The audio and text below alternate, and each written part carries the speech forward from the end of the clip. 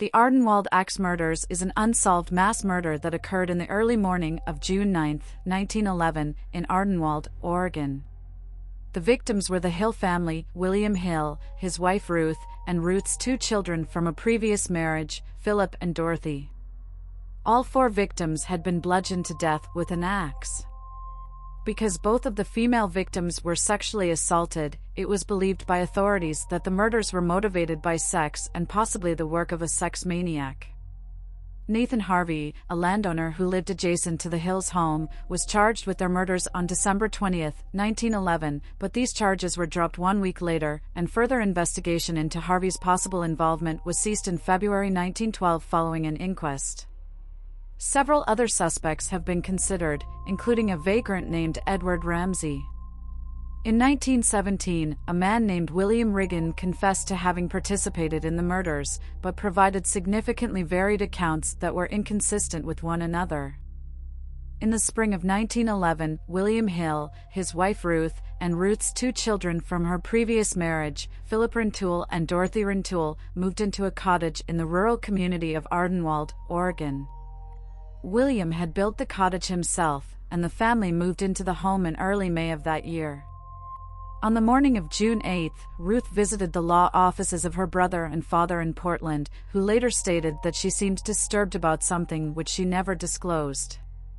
At approximately 8 a.m. on June 9, the wife of C.W. Matthews, a neighbor of the Hills, knocked on the front door of their home, after her husband noticed that William had not left the residence, as he normally did each morning to catch the interurban streetcar to his job, at the Portland Natural Gas Company.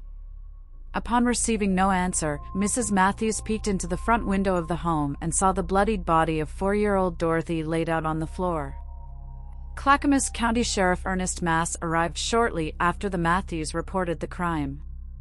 It was estimated that the murders occurred around 12:45 a.m., based on a broken clock in the cabin that had stopped at the time, along with a neighbor's report that his dogs had begun barking loudly around this time. The bodies of Ruth and William were discovered entangled in bed. Ruth's lying beneath that of her husband's. It was determined that, after William had been bludgeoned to death with an axe, Ruth was then struck twice in the head. After both parents were deceased, 8-year-old Philip was subsequently bludgeoned to death, with Dorothy being the last to die. The bloodied axe used in the murders was left in the Hills' home, propped against the foot of Dorothy's bed. It was determined by authorities that the axe did not belong to the Hills and had been stolen from the front porch of Joseph Delk, who lived approximately 3/4 of a mile north of the Hill residence. Most of the windows of the house had been covered in cloth and garments by the perpetrator, ostensibly to conceal the crime. Though some jewelry was missing from the Hill residence, other valuables and money were left behind, leading Sheriff Mass to exclude robbery as a motive for the crime. Because of the violent and sexual nature of the murders, Mass believed that sex was the motive and that the assailant may have been a pedophile. In order to assist the investigation, Mass brought a bloodhound from Seattle to complete searches of the Hill property and surrounding area, but these efforts did not prove fruitful. A coroner who examined the bodies stated that William's injuries had left his head completely chopped to pieces on the right side, especially on the right side above the eye, deforming his whole face. Ruth similarly sustained a severe skull fracture that extended from above her right eye, across her whole face, as well as another fracture that broke her teeth and lower jaw. Dorothy had sustained several skull fractures to both the front and back of the head from an axe blade, while Philip's head wounds appeared to have been inflicted with the handle of the axe. Based on examination of Ruth's body, it was determined she had likely been assaulted after death, while Dorothy had been sexually assaulted prior to her murder. Bloody fingerprints were found smeared on Dorothy's body, as well as on Philip's arm. On the morning of the Hill murders, a vagrant named Edward Ramsey was arrested at Oaks Bottom while attempting to float on a makeshift raft. After his arrest, it was believed by authorities that Ramsey had been the subject of a series of complaints, spanning several years, regarding an unknown man lurking in the communities east of Portland. Ramsey, a drifter, lived in the woods and subsisted by trapping animals and stealing food. Though initially considered a suspect in the Hills murders, he was ultimately cleared of suspicion. On December 20, 1911, a 55-year-old nursery owner named Nathan Harvey, who lived 100 yards from the Hill residence, was charged with the murders of all 4 victims. Harvey, an Iowa native and local landowner, had been in a land dispute with William Hill prior to the murders. Upon investigation, it was discovered that Harvey had already been loosely connected to various gruesome crimes. In 1894, an 18-year-old woman named Mamie Welch was murdered in a strawberry patch on Harvey's property, and her body found lying next to an adjacent road. A series of other murders and mysterious deaths occurred within the Harvey family. In 1896, one of Harvey's brothers shot their mother to death before killing himself, and in 1899 one of Harvey's other brothers was found drowned in a mill pond in Milwaukee. Upon questioning Harvey's neighbors in Ardenwald, Mass reported that several women told him Harvey had made improper proposals to them, as well as insulting them.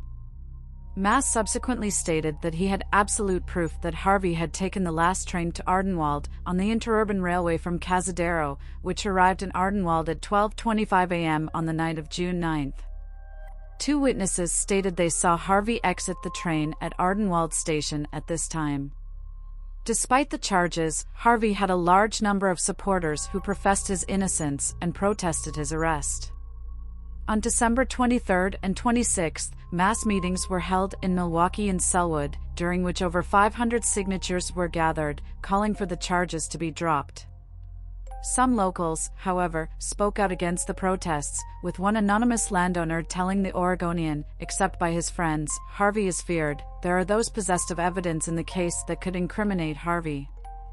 If fears of possible retribution from the man are allayed, I think they can be induced to tell what they know.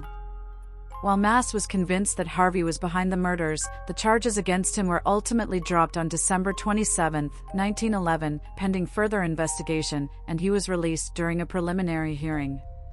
In February 1912, a Clackamas County judge formally closed further investigation into Harvey.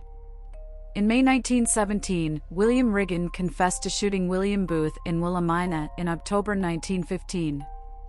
During his confession in the killing, Riggin also claimed to have witnessed the Hills murders, along with a Mexican man who went by the nickname Brown and a man named William Flynn, the latter an alias of Edward Ramsey. Riggin claimed to have met the men in Oregon City and that they planned a robbery scheme together, looting local homes.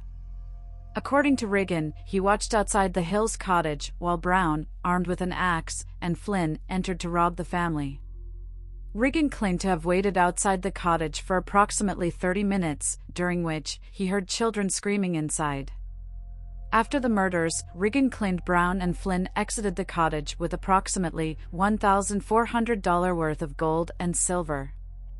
For his role in the robbery, Riggin claimed to have been paid $100. Upon further questioning, Riggin changed his account of events, instead claiming in a formal statement, made July 21, 1917, to have participated in the robbery and murders with Ramsey, not the anonymous Brown and Flynn. Riggin's 2 diverging accounts were riddled with inconsistencies regarding the Hills cabin and other logistics. Despite this, Riggin was able to point out specific locations regarding the crime, including the site of the cottage, which had been demolished after their murders. The Ardenwald axe murders have been described by historians as one of the most brutal murders in the history of Oregon, and in the enduring years became subject of local folklore. This goes without saying, but the case was never solved.